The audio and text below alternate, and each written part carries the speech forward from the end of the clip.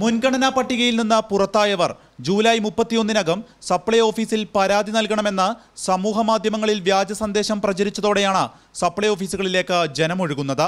വടകര ഓഫീസിൽ മാത്രം ഇതിനോടകം 6000-ത്തിലധികം പരാതികൾ ലഭിച്ചു കഴിഞ്ഞു. എന്നാൽ അപേക്ഷകൾ സ്വീകരിക്കാൻ സർക്കാരിൽ നിന്ന് ഒരു നിർദ്ദേശവും സപ്ലൈ ഓഫീസുകൾക്ക് ലഭിച്ചിട്ടില്ല. പക്ഷേ എല്ലാ അപേക്ഷകളും ഉദ്യോഗസ്ഥർ സ്വീകരിക്കുന്നുണ്ട്. സർക്കാരിന് പ്രത്യേകിച്ച് നിർദ്ദേശമൊന്നും കിട്ടിയിട്ടില്ല. ഇതെങ്ങനെയാണുള്ളത് പറയാൻ കഴിയും. ആൾക്കാർ പറയുന്നത് വാട്സപ്പിലൊക്കെ മറ്റേ ഫേസ്ബുക്കിലും എല്ലാ സോഷ്യൽ മീഡിയ പിന്നെ ചില പത്രത്തിലുണ്ടെന്നാണ് പറയുന്നത്.